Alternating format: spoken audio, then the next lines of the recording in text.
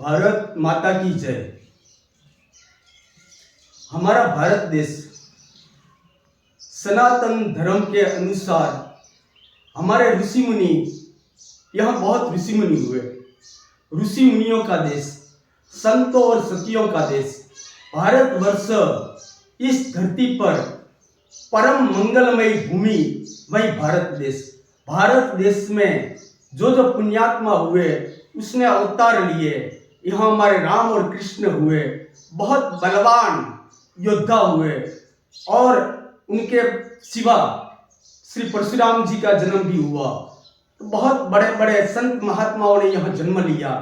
वही भारत देश हमारा महान और विश्व कल्याण के लिए हर समय पर तत्पर रहा, मगर बीच में साधुवाद आ गया और साधुओं ने सब शस्त्रों का त्याग कराया। शस्त्र का त्याग हुआ तो हमारे यहाँ गुलामी भी आ गई।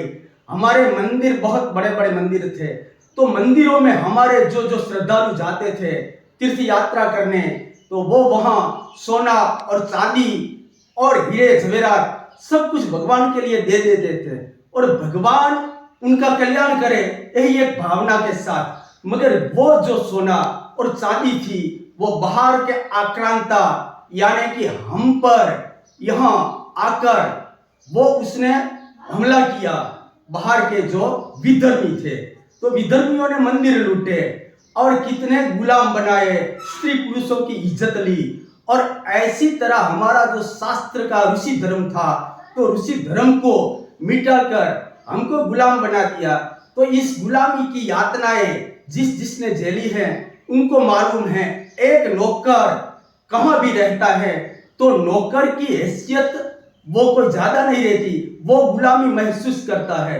तो इस तरह हमारे पर जो जो आक्रमणकारी आए, तो उस आक्रमणकारियों ने हम पर इतना इतना अत्याचार किया, इतनी इतनी यातनाएं दी कि इस यातनाओं को त्रादस्य करने वाली एक अभी अभी फिल्म आई जिसका नाम है द कश्मीर फाइल्स, वो भी बनाई है तो हमारे ब्राह्मण ने, विवेक अग्निहोत्री जी ने और अनुपम खेर जी ने, और इसमें कलाकार भी ज्यादातर हमारे ब्राह्मण हैं। यह इस भारत की धरती पर जो जो शहीद हुए हैं वो सब ब्राह्मण ही थे।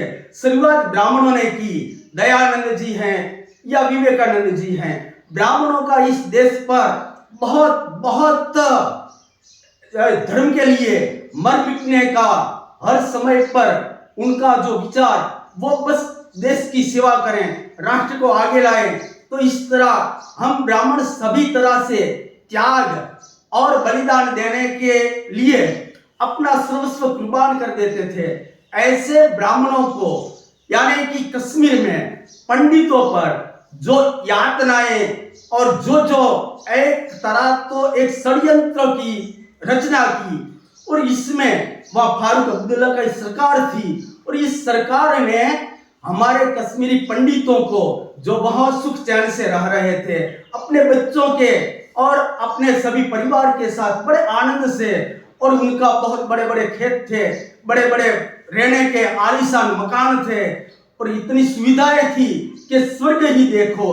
तो वहां इस नराधमों ने जिस तरह उनकी हत्याएं की, उनकी इज्जत ली, उनके बच्चों पर और बुढ़ों पर जो जो अत्याचार किए, जो बलवान थे उनको मार मार के बोरियों में भर के कहाँ फेंक दिया। ऐसे 5 लाख पंडितों को निराश्रित कर दिया, यानी कि वो दिल्ली की तरफ पलायन हुए, और उनके 5 लाख पंडितों की एक भी फरियाद फारूक अब्दुल्ला की सरकार ने वहां नहीं ली। तो वो कितना बड़ा अंधकार होगा वहां। और वहां इस समय दिल्ली पर जो सत्ता थी तो राजीव गांधी की कांग्रेस सरकार थी। किसी को मालूम भी नहीं हुआ कि इसने इतने पंडितों पर इतना अत्याचार हुआ है। 5 लाख पंडितों को बेघर कर दिए, बेइज्जत कर दिए, और वो अपनी इज्जत और आबरू बचाने के लिए दिल्ली की ओर प्रयाण करने लगे, और दिल्ली में एक बिल्कुल मजदूरों की तरह वो रहने लगे। तो वो कितना बड़ा संकट होगा इस समय में, जो उनको ज्यादा बरस भी नहीं हुए, 30-32 बरस हुए। तो इस वर्षों में किसी को देश के कोई भी युवा और किसी को मालूम भी नहीं कि हमारे यहाँ कश्मीर में हमारे हिंदुओं पर कितनी त्रासदी बरती। तो आज वो film I the Kashmir files. तो मैं तो विवेक अग्निहोत्री जी को और अनुपम खेर और इन कलाकारों को दिल से अभिनंदन देता हूँ। ऐसी फिल्म बनाते रहे कि जिसमें हमारी गलतियां हैं और हम बिल्कुल डरपोक हैं, हमारी जो निर्भयता थी वो सब मिटा दी गई और हम बिल्कुल लाचार बनके जो सहन कर रहे हैं उसमें जरा खुमारी आए, जरा बल आए और गौरव पुनः प्राप्त करें, ऐसे हमारे हिंदू तैयार हो। और दूसरी एक फिल्म जो बनाने की इच्छा हो तो बना सकते हैं, वो है गोधरा कांड। गोधरा कांड में अयोध्या से कार सेवा करके लौटे हुए बहुत से यात्रालु, इसमें बच्चे थे, बुढ़े थे, औरतें थी, मर्द थे।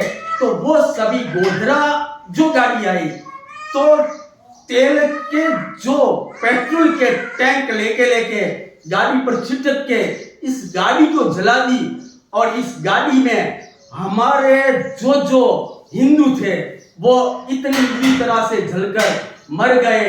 तो वो भी हम ज्यादातर तुरंत ही भूल जाते हैं, हम कुछ याद नहीं रखते। दुश्मन कौन है, दोस्त कौन है, वो भी हम याद नहीं रखते। तो हे देशवासियों, मैं तो कहता हूं कि आप गर्व से कहो कि हम हिंदू हैं और हिंदू सब एक हैं और भारत को मजबूत बनाने के लिए आप सदैव तत्पर रहें। और तो मैं क्या कहूं, मैं एक ब्राह्मण के नाते यही कहता हूं कि जहां तक शास्त्र और शस्त्र दोनों साथ नहीं रहेंगे तो आपका कुछ नहीं रहेगा।